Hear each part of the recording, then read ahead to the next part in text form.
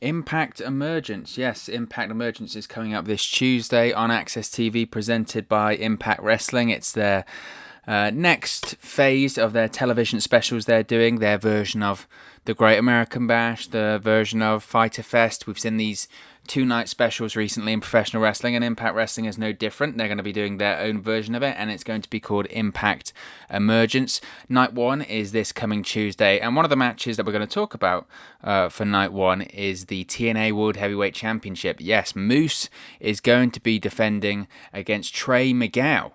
Moose will continue to defend his TNA World Heavyweight Championship. He's been defending it against all comers recently on Impact Wrestling, whether it be Hernandez, Falabar, lots of names, to be honest. And it's very interesting because if you're a subscriber to this channel, or if you're aware of the videos that we do on this channel, we talk a lot about Impact Wrestling on this channel. I'd spoken about that I was under the impression, or the way I thought that this was going to be going, is that Moose was going to be defending the TNA World Heavyweight Championship against EC3 at Impact Emergence. Now, we know at some point this match is going to happen, right? Moose is going to face EC3 at some point. We're just trying to figure out when. Because I was under the impression it was going to happen at Impact Emergence. Impact Emergence said big television special. It's the sort of buffer between Slammiversary and Bound for Glory, two big shows in themselves. So I thought, okay, we're going to get this Moose EC3 match here for the TNA World Heavyweight Championship. Then we can move on to Bound for Glory, and EC3 can do something substantial at Bound for Glory. But obviously, we don't know the state of play for night two much of it as of yet. But EC3 won't be facing Moose on night one for the TNA World Heavyweight Championship. That will go to Trey Miguel instead.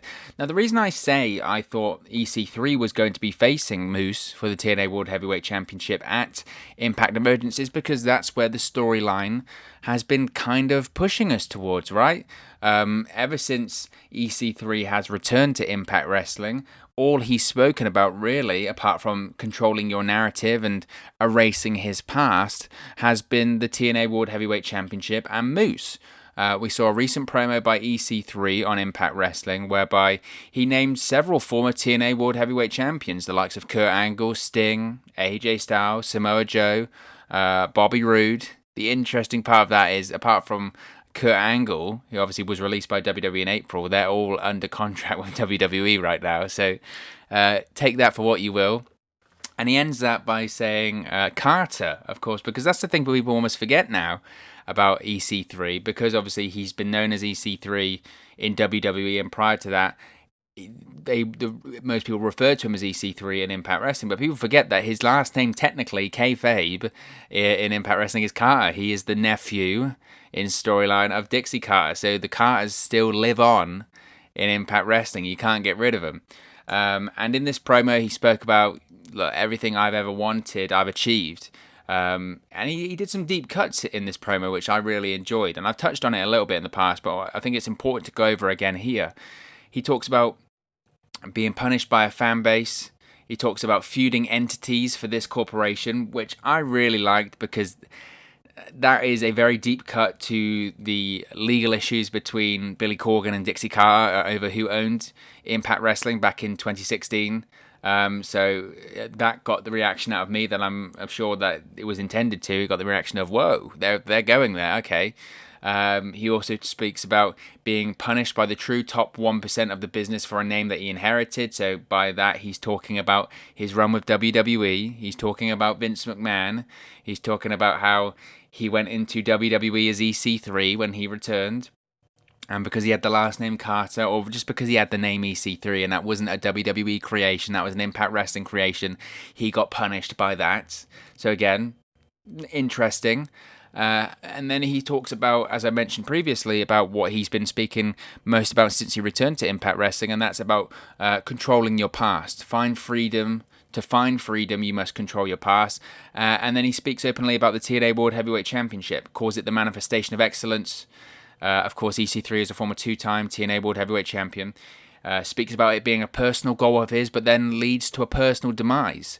And then he says, quote, "There is no battle I won't fight, no hell I won't endure to reclaim the TNA World Heavyweight Championship," end quote. He then goes on to say that his purpose for returning to Impact Wrestling isn't what a load of people thought. Isn't about, I don't know, taking over the company, blah, blah, blah. His purpose for returning to Impact Wrestling was to reclaim the TNA World Heavyweight Championship and burn its legacy to the ground, and then calls out the current TNA World Heavyweight Champion, Moose, saying, "You have been warned." So, again, you hear that promo by EC3, and that was a couple of weeks ago, and you hear that promo and you think, right, we're going to get EC3 versus Moose at Impact Emergence, and it's not the case. Moose is going to be facing Trey Miguel instead. They shot that angle last week on Impact. It's interesting because it's a curveball. It's a curveball for me. Again, all the promos and the story that they've told so far would have lent you to think that this Moose versus EC3 match was going to happen at Impact Emergence, and that's not to say it's not going to happen. I think that's really important to stress here. Moose versus EC3 is going to happen. They've been teasing it for a long, long time, so just because it's not going to happen on night one doesn't mean it's not going to happen at all. You look at what's happened so far with EC3 and Moose in Impact Wrestling. It's all there. It's all there. Even before EC3 came back to Impact Wrestling, rather. He was cutting the promos on social media. He even referenced the likes of Moose on social media. Moose, of course, even before EC3 came back, defeated Hernandez to retain the TNA World Heavyweight Championship on an edition of Impact Wrestling. EC3's music plays. Everyone's confused, and then Moose's music eventually plays. That was the sign of, okay, right, Moose versus EC3 is going to be happening in the near future. And then this gets solidified. Moose does some promos on EC3 on social media. I don't think he actually mentioned it by name, but he shows a picture of EC3. And then, of course, after EC3 returned to Impact Wrestling at Slammiversary at the end of the show, in that vignette, he actually attacks Moose on the following episode of Impact Wrestling. Comes out through where the crowd would be. Comes out with a towel on his head, looking like a mixture between Taz and Kurgan from the Oddities in WWE. And attacks Moose, and then you think, right, okay, we're going to get the Moose versus EC3 feud that has been teased for a while now, and the next big event is Impact Emergence. I was looking at it thinking, I don't know if this feud really has legs to go to Bound for Glory in October. It makes sense to strike while the iron's hot when it comes to this EC3 versus Moose feud. So I thought Impact Emergence would be the perfect time, and the reason I say this is because, look, the TNA World Heavyweight Championship, I love this angle. I'm a big fan of this angle. If you're familiar with this channel, you know that I'm a big TNA mark from back in the day. I did really enjoy that. Obviously, it was not perfect. That company was not perfect. And some of the booking and the politics and the craziness that went on in that company is just embarrassing. But there was some really good stuff in TNA, and I was a big fan of that, even back to its early days, and then its days on Spike and all of that stuff. I was a big fan of that. So when they did introduce the TNA World Heavyweight Championship back to the company, I liked it. It's a nostalgia act. And if you're a fan of something for a while, it's always nice to see something brought back. The only issue is with nostalgia acts and things when they're brought back is sometimes they can only last for so long. Obviously, there's exceptions to this, but when it comes to the TNA World Heavyweight Championship, it does have a shelf life, right? Obviously, the company's moved on. We as fans have moved on. It's nice to have the throwback, but the title's got to end eventually. And I was under the impression, and I still am under the impression, to be honest, that EC3 will win the TNA World Heavyweight Championship eventually, become a 3-time TNA World Heavyweight Champion, and then we'll get into the process of the TNA World Heavyweight Championship disappearing from Impact Wrestling. I still think that Moose versus EC3 is a great introduction feud, but the fact that it's not on night one of Impact Emergence makes me think maybe this is more than just an introduction feud for EC3. Maybe this will last a bit longer. I, prior to EC3 returning to Impact Wrestling, thought that EC3 was going to go straight for the world title. That's not the case. I do think that's a smart idea. I still do think the money match with EC3 at the moment in Impact Wrestling is him becoming the TNA World Heavyweight Champion and then having a unification match against Eddie Edwards for the world title. That would be my pitch for the main event of Bound for Glory right now. But we don't know whether we're going to get this Moose versus EC3 feud, right? Or EC3 match, rather. We've got getting the feud right now, but we don't know when we're going to get the Moose versus EC3 match. Again, I thought it was going to happen during night one of Impact Emergence. That's not the case. It's going to be Moose versus Trey Miguel right now. Look, I think it'll be a great match. I do think it'll be a great match. Trey Miguel is an excellent wrestler. I still would prefer him to be more focused on the X Division right now. I think the X Division does need building back up for something that was such a staple of Impact Wrestling for a long time, and for something that was just got so many unique and great memories, and was a real selling point, a unique selling point of Impact Wrestling TNA back in the day. I'm not going to say that I feel like it's lost its way, but it doesn't feel as groundbreaking, I suppose, or just has that momentum that it once had. Everyone used to look forward to the X Division Championship matches on the show. Because you knew you were going to see something great, you knew you were going to see something unique, and you knew you were going to see something that you probably couldn't see anywhere else. It was a real cornerstone of building up TNA Impact Wrestling back in the day.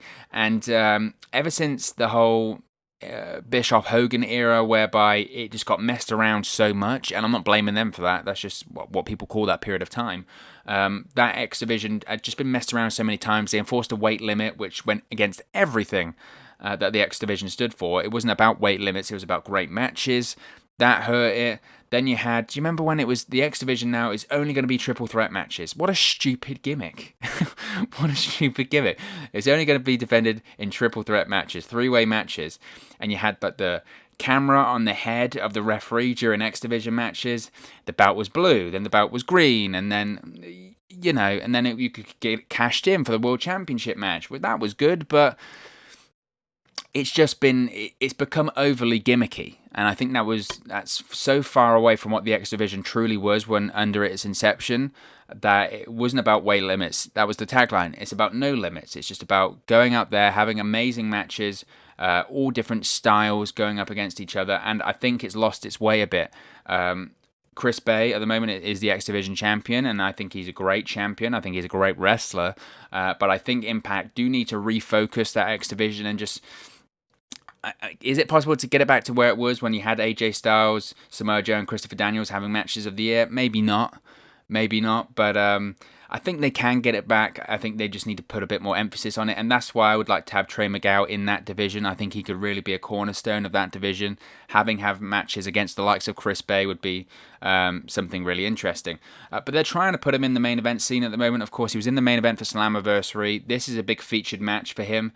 As I mentioned, I just don't know if that's the right spot for him right now, and that's no slight against him. I think he's a tremendous worker, but I just don't know if that's the right spot for him now.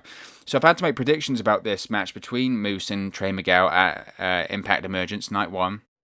I think it's pretty likely that Moose is going to defeat Trey Miguel here. I don't think anyone's expecting Trey Miguel to become the TNA World Heavyweight Champion or anything like that. But I think Moose defeats Trey Miguel, and I think then, because Moose defeats Trey Miguel, I think we then have EC3 attacking Moose once again. We haven't seen EC3 actually compete in the ring as of yet in Impact Wrestling since he's returned. He's attacked Moose, he's cut promos, but that's about it. Impact are also actually playing off like he doesn't even work for Impact or he doesn't have a contract. He's not listed on the roster page on their website. Josh Matthews has referenced that this is a guy that's like invading Impact Wrestling like it's WCW in 1996. We're going to get Moose versus EC3 at some point, as I mentioned. That's a given. I thought it would be at Impact Emergence Night 1. But of course, this is a 2-night special. So just because it's not been announced for Night 1, I think it's very likely we could have it for Night 2, Week 2. So far, we only have one match announced for Night 2, and that's the Knockouts 30-minute Iron Man match between Jordan Grace and Deonna Purrazzo. So I'm sure this coming week on Impact, we'll find out more about Night 2 of Impact Emergence, about what's going to happen next week. I'm thinking likely we're going to have an Impact World Championship Open Challenge for next week too. We'll do a video on this on Night 2 this week as well, the news that we get coming out of Night 1 of Impact Emergence. But it's a very interesting feud, this, with Moose and EC3. As I mentioned, they're taking their time with it. I thought we were going to see it during Night 1. Potentially we could see it on Night 2, but if we don't see it on Night 2, maybe they are going to save this all the way to Bound for Glory. Personally, I wouldn't like that. I think EC3 needs to be in the main event for Bound for Glory. I think he's the biggest single star that they have on the roster right now, and I think they need to make the best use of him. If it was me, if I was booking, I'd have Moose versus EC3 during Night 2 of Impact Emergence. I'd have EC3 win. Then you focus on EC3 versus Eddie Edwards' unification match at Bound for Glory. But of course, as always, this is just one man's opinion. What are your thoughts on Moose versus Trey Miguel for Impact Emergence Night 1? Let me know your thoughts in the comment section below. I'll be sure to respond and reply to all of your comments. I really enjoy interacting with you guys on this channel. If you have enjoyed this video, please do smash a like on the like button. It really does help us out here on YouTube, go up the rankings and get into people's recommendation feeds. But most importantly, if you haven't already, please do subscribe to WrestleNews 365. You can do that by clicking the bottom right hand corner of the screen right now, or if you wait a few seconds, there'll be a subscribe button at the end of this video along with another video for you to watch. We're over 650 subscribers now, on the road to 700 subscribers, on that long road to 1,000 subscribers. Once we get to 1,000, we'll be doing a lot more live streams. I'm aiming to do at least one live stream a day, most days now, during the what is the 5 o'clock show over here in the UK, the 12 p.m. show Eastern in the United States. We're working on that, but once we get to 1,000 subscribers, we can do that a lot more frequently. So if you haven't already, please do subscribe. If you have subscribed, just know that I really do appreciate it. I appreciate everyone that takes the time to watch and listen to any of these videos. If you haven't already as well, you can follow us on our social media platforms. The handles are on the screen right now. The links are in the description box below. It's at 365Wrestle on Twitter and at WrestleNews 365 on Facebook and Instagram. So be sure to give us a like or a follow there if you haven't already. Thank you very much for watching, listening, streaming, or however you come across this video today. And I'll speak to you again very, very soon. Hey guys, thank you for watching, listening, streaming, or however you come across this video today. Be sure to click on the video on the right there to watch our next video, or click the bottom there to subscribe, or the bottom right hand corner. Thank you very much, and I'll speak to you again very soon.